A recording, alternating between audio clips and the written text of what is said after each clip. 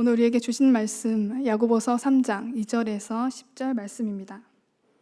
야고보서 3장 2절에서 10절 말씀 함께 봉독하겠습니다. 우리가 다 실수가 많으니 만일 말에 실수가 없는 자라면 곧 온전한 사람이라 능히 온 몸도 굴레 씌우리라. 우리가 말들의 입에 재갈 물리는 것은 우리에게 순종하게 하려고 그 온 몸을 제어하는 것이라. 또 배를 보라. 그렇게 크고 광풍에 밀려가는 것들을 지극히 작은 키로서 사공의 뜻대로 운행하나니 이와 같이 혀도 작은 지체로 돼 큰 것을 자랑하도다. 보라, 얼마나 작은 불이 얼마나 많은 나무를 태우는가. 혀는 곧 불이요 불의의 세계라. 혀는 우리 지체 중에서 온 몸을 더럽히고 삶의 수레바퀴를 불사르나니 그 사르는 것이 지옥불에서 나느니라. 여러 종류의 짐승과 새와 벌레와 바다의 생물은 다 사람이 길들일 수 있고 길들여 왔거니와 혀는 능히 길들일 사람이 없나니 쉬지 아니하는 악이요 죽이는 독이 가득한 것이라. 이것으로 우리가 주 아버지를 찬송하고 또 이것으로 하나님의 형상대로 지음을 받은 사람을 저주하나니 한 입에서 찬송과 저주가 나오는도다. 내 형제들아, 이것이 마땅하지 아니하니라. 아멘. 언어 훈련의 필요라는 제목으로 신승미 전도사님께서 나오셔서 설교해 주시겠습니다.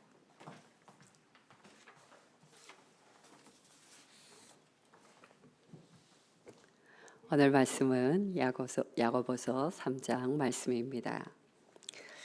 우리는 언어를 통해서 진리의 말씀을 선포하기도 하고 또 낙담된 자를 격려해 주기도 하고 그리고 죄의 길에 들어선 자들에게 다시 복음의 길을 제시해 줄 수도 있습니다.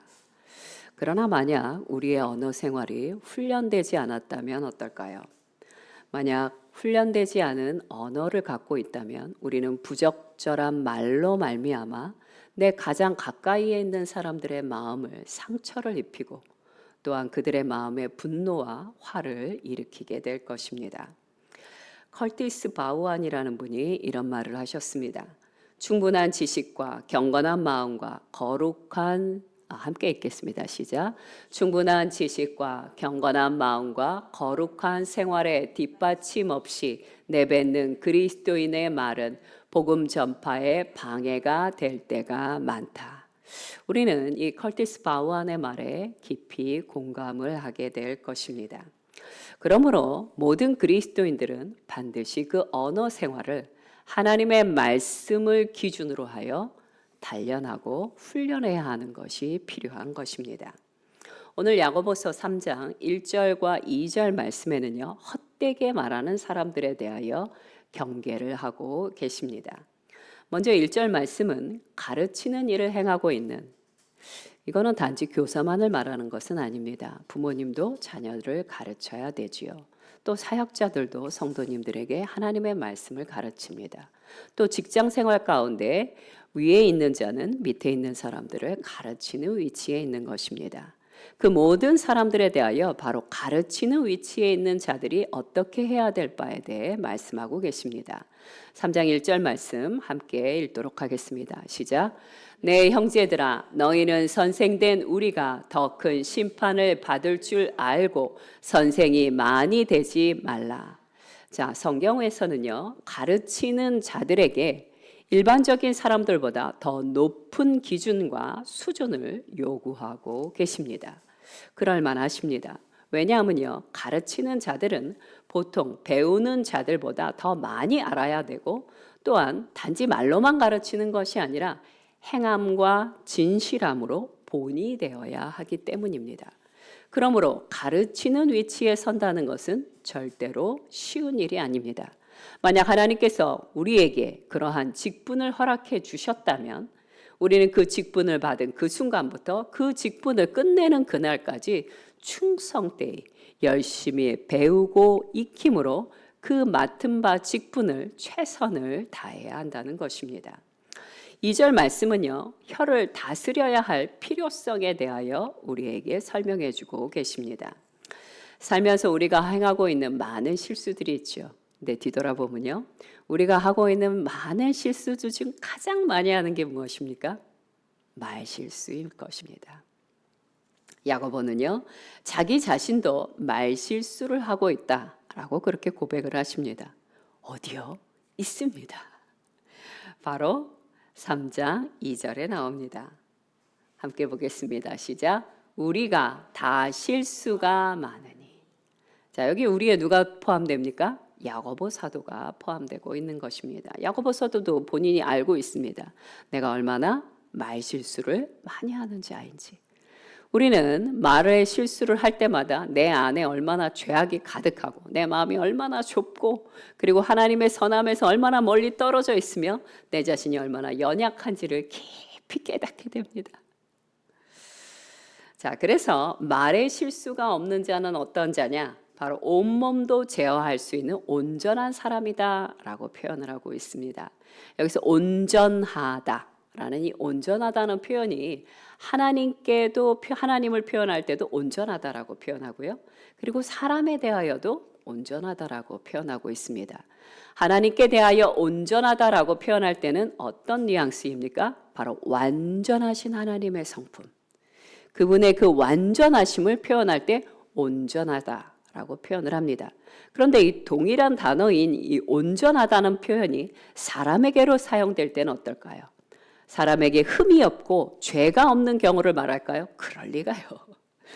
이 세상에 살았던 그리고 앞으로 살게 된 모든 사람 중에 흠이 없을 사람 단 한 명도 없습니다. 그런데 왜 도대체 사람 앞에 이 온전하다는 표현을 한 것일까요? 바로 여기서의 온전하다는 표현은 영적인 성숙에 있어서 온전하다. 어제보다는 오늘이, 오늘보다는 내일이 점점 나아져가고 있다. 그런 의미에서의 온전하다라는 표현인 것입니다. 자, 그럼 어떻게 해야 이 혀를 다스릴 수 있는 걸까요? 그냥 침묵하고 있으면 될까요? 성경은 뭐라고 말씀하실까요? 그냥 모든 사람을 만나거든 너희가 말실수를 하고 싶지 않으면 그냥 침묵해라. 그럴 리가요. 그렇지 않습니다. 성경이 우리에게 말씀하시는 것은 무엇이냐면 성령의 능력을 덧입어 하나님의 영광을 위하여 너희의 혀를 사용하라. 이렇게 말씀하고 계십니다. 성령의 능력을 의지하지 않으면요, 우리는 침묵하고 싶어도 침묵을 못합니다. 내 안에서 이게 부글부글 끓고 있는 이 생각들이요, 내가 말을 하지 말아야지 하는데도 어떻게 됩니까? 치고 올라와 말을 쏟아내게 한다는 것입니다. 저는 가끔 그 영화나 드라마를 보다 보면요, 범인들이 경찰에게 잡혀서 그 말을 고백하면 감옥에 간다는 게 뻔해요. 누구나 다 알고 있죠. 근데도 경찰이 물어보는 거에 술술술 말을 합니다. 왜 도대체 그러는 걸까요? 사람은요, 자기 안에 꽉 차 있는 생각들이 토해져 나오게 돼 있어요. 내가 이 말을 하면 어쩌면 교수형을 당한다는 걸 알면서도 자기도 모르게 그 말이 툭 하고 튀어나오게 되는 것입니다. 그러니 우리가 해야 될 것은 무엇입니까? 나의 생각을 사로잡아 그리스도께 복종시켜야 되는 것입니다. 복종이 되셨습니까? 복종이 된 그 다음에 하나님의 능력으로 말해야 되는 것입니다. 이것에 대해서 말씀해 주는 성경 말씀이 있습니다. 고린도후서 10장 5절 말씀입니다. 함께 봉독하도록 하겠습니다. 시작. 하나님 아는 것을 대적하여 높아진 것을 다 무너뜨리고 모든 생각을 사로잡아 그리스도에게 복종하게 하니. 여기에서 핵심은 무엇입니까? 모든 생각을 사로잡아 그리스도에게 복종하라 라고 명하고 계십니다. 여러분, 나의 생각이 가는 곳에요, 나의 몸이 갈 뿐만 아니라 나의 말도 가게 됩니다. 그러므로 지금 내 생각, 내가 지금 꽉 차 있는 어떤 생각이 곧 잠시 후면 내 입을 통해서 밖으로 표출하게 된다는 것입니다. 내가 아무리 침묵하고 싶어도 나는 말을 정말 실수가 너무 많아. 그러니까 나는 앞으로 3일 동안 일주일 동안 말을 금식해야겠어. 금식을 했어요. 그래서 그 기간이 딱 끝났어요. 그래서 끝나서 열흘째 드디어 내 안에서 선한 말이 나올 줄 알고 입을 열었는데 무엇이 나갑니까? 열흘 동안 내 마음을 지배했던 생각들, 그것이 내 입을 통해 툭 하고 나오게 된다는 것입니다. 만약 내 생각이 분노와 원망과 사망의 음침한 생각으로 가득 차 있었다면요, 침묵의 기간이 끝나는 순간 내 속에 가득 찼던 지옥의 말들이 튀어나오게 되는 것입니다. 그러니까 단지 내가 말을 금식했다고 해서 내 언어 생활이 변화됩니까? 그럴 리가 없다는 것입니다. 나의 생각까지 바로 사로잡아야 하는 것입니다. 예수 그리스도께 복종해야만 내가 그렇게 간절히 원하던 나의 언어 생활에 변화가 일어나게 되는 것이에요. 자, 이만큼 생각은 우리의 말에 있어서 말만큼이나 굉장히 강력합니다. 그런데요, 우리의 생각이 내가 통제하지 못할 만큼 강력하냐? 아니요, 그렇지 않습니다. 나의 생각은 그저 나의 것일 뿐이에요. 그러므로 우리는 기꺼이 나의 생각을 조율할 수 있고요, 그리고 쫓아낼 수도 있습니다.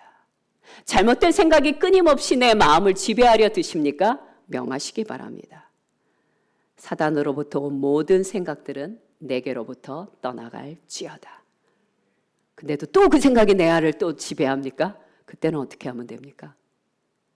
주님의 진리의 말씀을 낭독하시기 바랍니다. 묵상하시기 바랍니다. 암기하시기 바랍니다. 그것조차 힘드시면 들으시기 바랍니다. 내 안에 부족한 진리의 말씀을 끊임없이 내 자아에게 들려주셔야 하는 것입니다. 그래서 내 생각이 어떻게 하나님의 그 진리의 말씀으로 경건한 생각으로 충만해질 때까지 지속적으로 지지 말고 계속해서 하나님의 말씀을 읊조려야 되는 것입니다. 생각은요, 우리의 언어 생활에 굉장히 큰 영향력을 끼칩니다. 뿐만이 아니에요. 우리의 언어 생활은요, 다시 생각에 영향을 끼치게 되는 것이에요. 이것이 주거니 받거니 피드백이 계속됩니다. 그러니 둘 중에 하나만 하나님의 진리의 말씀으로 가면 되는 것이에요. 내 생각이 힘들면 내 말이라도 하나님의 말씀을 계속 읊조리시기 바랍니다.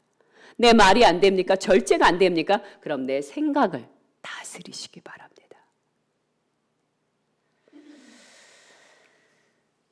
우리는 의지적으로 어떻게 해야 됩니까? 생각한 다음에 말할 수 있도록 애써야 하는 것이에요. 진리의 말씀과 일치되는 생각을 자주 가지시기 바랍니다. 그러므로 아침에도 묵상하고 시간이 날 때마다 주님의 진리의 말씀, 여러분이 사모하는 말씀이 있을 거 아니에요. 그 말씀을 자주 눈으로 보시고 입으로 읊조리시기 바랍니다. 하나님의 말씀을 소리내어 읽고 고백하는 시간을 반드시 가지시기 바랍니다. 자, 이제 야고보서 3장 3절부터 6절까지의 말씀으로 넘어가 보도록 하겠습니다. 3절부터 6절까지의 세 가지 예가 나옵니다. 첫 번째는 옛날부터 사람들이 사나운 야생말을 길들일 때 자주 사용했던 제갈이라는 것이 나옵니다. 여러분, 제갈은요, 아주 작은 물건이에요. 말의 그 전체적인 그 몸의 전체를 비율로 봤을 때 굉장히 작은 물건이지만 말을 타는 사람, 그 말의 주인의 원하는 대로 말을 이끌 수 있게 하는 것이 바로 이 제갈이라는 것입니다. 한번 사진을 보여주시기 바랍니다. 이것이 제갈이에요. 말의 그 입에 혀에 이게 이렇게 닿게 되어 있습니다. 가로로 물리는 가느다란 막대인데요. 보통은 쇠로 되어져 있다고 합니다. 그리고 여기에 고삐를 맵니다. 그래서 혀와 잇몸에 사람이 이렇게 고삐를 통해서 신호를 주면 그것을 따르게 되는 거죠. 또 두 번째 예로 나오는 게 무엇입니까? 거대한 배의 키입니다. 선장이 갖고 있는 키죠. 배를 안전하게 몰거나 의도한 목적지로 배의 방향을 틀 때 사용되는 것이 무엇이냐? 바로 이 키라는 것이에요. 키는 작은 물건이지만 그러나 배를 전체를 통제할 수 있는 아주 중요한 도구가 되는 것입니다. 이것을 왜 예화로 들었을까요? 우리 몸 전체로 봤을 때 우리의 혀는요, 아주 작은 영역이에요. 그런데 바로 이 작은 혀 때문에 우리의 인생 전체가, 우리의 몸 전체가 좌지우지된다는 것을 말씀하고 계시는 것입니다. 만약에 물리는 제갈도 거대한 배의 키도 모두 작지만 그 영향력과 결과에 있어서는 아주 강력합니다. 내가 어떤 말을 하느냐에 따라 축복이 되기도 하고요, 저주가 된다는 사실도 우리는 이미 알고 있습니다. 세 번째 나오는 비유가 무엇입니까? 불입니다. 아주 작은 불. 이 불은요, 길들여지지 않은 혀가 엄청난 재난을 가져온다는 그런 비유로 들고 있습니다. 여러분, 큰 산불은 작은 불씨에서부터 시작됨을 알고 계실 것입니다.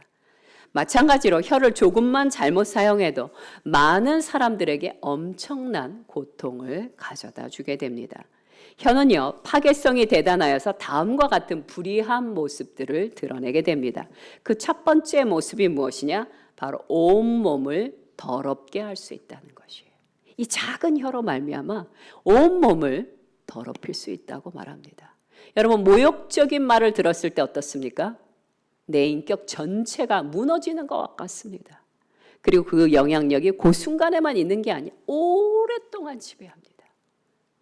이것처럼 이 혀는 참으로 조심해야 될 것이라는 것을 말해주고 있습니다. 두 번째, 혀는 뭐와 같냐? 바로 생의 바퀴를 불사를 수 있다라고 말합니다. 말 한 번 잘못하면요, 인생 전체가 날아가는 것이에요. 그냥 불타버리는 것이에요. 그러니 얼마나 조심해서 말을 해야 되는지를 바로 성경은, 야고보서 3장은 우리에게 들려주고 계십니다. 그리고 그 불은 무엇과 같으냐? 지옥에서 나오는 불이다. 여러분, 마귀는요, 훈련되지 않은 그리스도인의 혀를 통하여서 가정을 무너지게 하고요, 교회를 갈라지게 하고요, 나라를 망하게 만듭니다. 아주 간단합니다. 뭐 돈을 못 벌게 하고 이게 아니에요. 병들게 하고 이것도 아니에요. 그 작은 새치 혀를 함부로 놀리게 함으로 말미암아 가정을 그냥 완전히 산산분해를 시킬 수 있습니다. 그동안 쌓아왔던 그 수많은 세월들은 그냥 무너지게 할 수 있다는 것이에요. 이와 같이 혀는 참으로 조심하게 다루어야 될 것임을 말해주고 있어요. 그러니 그리스도인은 혀를 축복의 도구로 사용할 줄 알아야 합니다. 골로새서 4장 6절 말씀을 함께 보도록 하겠습니다. 시작. 너희 말을 항상 은혜 가운데서 소금으로 맛을 냄과 같이 하라. 그리하면 각 사람에게 마땅히 대답할 것을 알리라. 아멘. 자, 소금을 많이 넣으면 어떻게 되겠어요? 음식 망합니다. 적절하게 넣어야 되는 거예요. 그러므로 우리의 언어를 사용할 때 마치 소금으로 맛을 내는 것처럼 너희는 어떻게 해야 될지를 곰곰이 심사숙고하라 라고 말씀하십니다. 또한 하나님은요, 능히 우리의 이 훈련되지 않은 혀를 선한 도구로 빚으시기에 합당하신 분임을 기억해 주시기 바랍니다. 7절과 8절에는 어떤 말씀이 나오니까 제가 읽어드리도록 하겠습니다. 여러 종류의 짐승과 새와 벌레와 바다의 생물은 다 사람이 길들일 수 있고 길들여 왔거니와 혀는 능히 길들일 사람이 없나니 쉬지 않은 악이요 죽이는 독이 가득한 것이라. 여러분, 사람들은요 정말 재주가 많아서요, 온갖 동물, 때로는 곤충까지도 길들이는 걸 보게 됩니다. 그런데 그렇게 엄청난 기술을 갖고 있는 사람들이 못하는 게 있는데 그게 무엇이냐? 나의 혀라는 거예요. 나의 언어 생활만큼은 어제까지는 됐는데 오늘 조심하지 않으면 또 실수를 한다는 것이에요. 인생에 있어서 가장 길들여지지 않는 게 무엇이냐? 바로 우리의 언어 생활이라는 것이에요. 죄인된 사람의 혀에는 무엇과 같다고 표현하냐면요, 마치 독사의 혀처럼 죽이는 독으로 가득하다고 얘기하십니다. 또 나의 혀에 하나님의 은혜와 진리의 말씀이 머물러야만 그 진리를 기준을 명확히 말씀할 수 있고 정직하여 누군가를 위로하고 격려해 줄 수 있다라고 말씀하고 계십니다. 잠언 4장 24절 말씀을 함께 보도록 하겠습니다. 시작. 구부러진 말을 내 입에서 버리며 비뚤어진 말을 내 입술에서 멀리하라. 아멘. 자, 또 9절부터 12절까지는요. 우리의 혀가 갖고 있는 이중성에 대해서 이야기하고 계십니다. 자, 우리의 혀로는 가장 그 놀라운 특징이 무엇이냐면 하나님을 찬양할 수 있다는 것이에요. 하나님이 내게 베풀어 주신 그 모든 은총에 대하여 간증을 말할 수 있습니다. 축복을 말할 수 있습니다. 그런데 이 귀한 이 입술로 우리는 또 무엇을 합니까? 우리의 이웃을 욕하거나 미워하거나 저주할 수 있다는 것이에요. 이렇게 한 입으로 이 두 가지의 모순된 일을 하는 게 인간밖에 없다는 것이에요. 예를 들어서 샘 같은 경우 쓴 물은 그냥 쓴 물만 내뱉습니다. 단물은 단물만 내뱉습니다. 또 무화과 나무는요. 무화과 나무에서 무화과 열매만 얻을 수 있어요. 무화과 나무에서 포도 열매를 얻겠다고 아무리 기다려도 포도 열매를 얻을 수 없어요. 근데 유일하게 사람만 이중성을 갖고 있다는 것이에요. 그러므로 우리 안에 있는 이중성이 있다는 사실을 받아들이셔야 합니다. 그리고 누군가의 말을 무조건 믿는 것이 얼마나 힘들고 위험한 일인지를 인지해야만 합니다. 가끔 연애하고 데이트하고 사랑하는 사람들이요. 저에게 상담을 할 때 이런 말을 합니다. 제가 사귀고 있는 그 사람이 말로는 나를 사랑한다고 하는데 정말 나를 사랑하는지 의심이 된다는 거예요. 그럴 때마다 제가 하는 말이 있습니다. 의심이 될 땐 좋은 방법이 있다고. 어떤 방법인지 가르쳐 드릴까요? 바로 그 사람이 했던 모든 말을 싹 삭제합니다. 대신에 말은 없고요. 그 사람의 행동만 보면 됩니다. 그 사람의 행동만 보면요. 그 사람이 정말 나를 사랑하는지 사랑하지 않는지를 바로 알 수가 있습니다. 왜요? 우리는 하고 싶은 대로 행하거든요. 사람의 말에는 항상 이런 이중성이 있다는 사실을 꼭 기억해 두시기 바랍니다. 그러므로 바울은 혀를 어떻게 사용해야 되는지를 우리에게 말씀해 줍니다. 골로새서 3장 16절에서 17절까지의 말씀입니다. 시작. 그리스도의 말씀이 너희 속에 풍성히 거하여 모든 지혜로 피차 가르치며 권면하고 시와 찬송과 신령한 노래를 부르며 감사하는 마음으로 하나님을 찬양하고 또 무엇을 하든지 말에나 일에나 다 주 예수의 이름으로 하고 그를 힘입어 하나님 아버지께 감사하라. 아멘. 결론을 말씀드리겠습니다.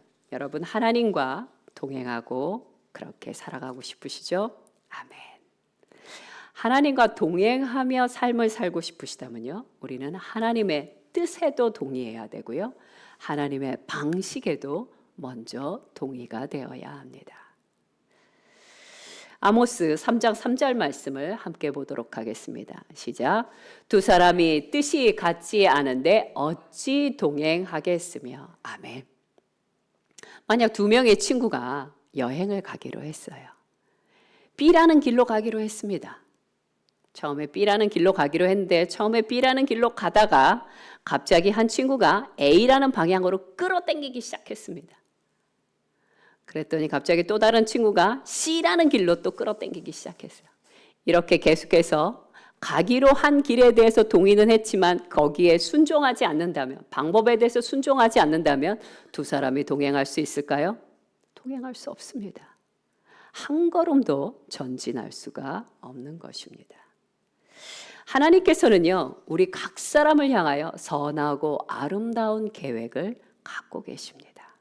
그런데요, 하나님이 말씀하시는 대로 말하고 하나님이 말씀하시는 대로 생각하는 대로 생각하지 못한다면, 그 방식을 취하지 못하고 있다면 하나님의 그 아름답고 선하신 방식대로는 살아볼 수조차 없다는 것입니다. 하나님께서는요, 우리의 어떤 조건 때문에 우리를 구원하신 게 아니죠. 예수 그리스도의 십자가의 보혈을 의지하여 우리를 의롭다 칭해 주셨습니다. 그런데 하나님의 이 놀라운 은혜에 대하여, 이 진리에 대하여 믿지 않으려 합니다. 그리고는 뭐라고 생각하냐면요. 나는 죄인이야. 나는 죄인이야. 나 같은 사람을 위해서 하나님이 뭘 준비해 주셨겠어? 그럴 리가 없어. 그러면서 하나님의 뜻도 받아들이지 않고요. 하나님의 방식도 받아들이지 않고 뭐만을 받아들이고 있냐면요. 내 속에서부터 올라오는 느낌, 내 속에서부터 올라오는 생각만을 끊임없이 묵상하며 그것만을 믿으며 그것만을 행한다면 주님의 길로 행할 수 있을까요? 아니요. 행할 수가 없습니다. 어느 날 어떤 아버지가요. 집에 들어왔더니 자신의 사랑하는 아들이 친구들과 함께 열심히 뭔가를 하고 있었어요. 그 모습이 너무 예쁘고 귀여워서 아버지가 친구들 앞에서 아들에게 이렇게 말했습니다. 아들아, 내 사랑하는 아들아, 내가 너의 모습이 너무 아름답고 귀해서 내가 올해는 너의 생일을 아주 멋지게, 아주 풍성하게 차려줄게. 너에게 있는 모든 친구들을 다 초대하거라. 이렇게 선포를 하고 아버지가 방으로 들어가셨습니다. 친구들도 너무 막 좋아했어요. 근데 갑자기 그 아들이 친구들에게 이렇게 말합니다. 내 말 좀 들어봐. 우리 아버지는 날 사랑하지 않아. 우리 아빠는 날 위해서 멋진 생일 파티를 해줄 리가 없어. 그러니 절대로 내 생일에 오면 안 돼. 아들이 계속 이렇게 말하는 거예요. 그러니까 친구들이 뭐라고 하냐? 아니야, 분명히 너희 아빠가 아까 말씀하셨잖아. 너 생일 아주 멋지게 차려준다고. 근데도 아들이 아니야, 그럴 리가 없어. 내 아버지는 날 위해 생일 파티를 열어줄 리가 없어. 그러니까 절대 오면 안 된다고. 근데 그 말을 방에서 아버지가 듣게 됩니다. 과연 그 아들의 생일 파티는 열려질 수 있을까요? 하나님의 뜻대로 생각하시고 하나님이 원하시는 대로 성도의 아름다운 입술을 벌려 말하는 법을 배워야 하는 것입니다. 만약 이제까지 내 느낌과 생각을 따라 말하고 싶은 대로 말씀하셨다면 이제 그렇게 하지 않으셔도 됩니다.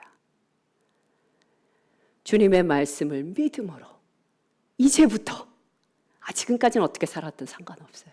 이제부터는 주님의 음성에 순종함으로 고백하시기 바랍니다. 생각하시기 바랍니다. 믿음을 따라, 나의 생각이나 느낌을 따라가 아니에요. 믿음을 따라 주님의 진리의 말씀을 고백해 보시기 바랍니다. 아멘. 예수님은 우리를 구원하시기 위해 십자가에 죽으시고 부활하셨습니다. 그러니 나의 느낌이나 나의 의심들을 그만 좀 내려놓으시고 진리의 말씀을 따라 생각하고 말하고 행하시기 바랍니다. 내 생각과 말에 있는 독성과 가시와 어둠을 인정합니다. 인정하기 때문에 성령에 의지해야 되는 것이에요. 성령에 의지함으로 진리를 따라 생각하고 말하기를 최선을 다하여 주님 나라 가는 그날까지 함께 훈련하시기 바랍니다. 함께 기도하겠습니다.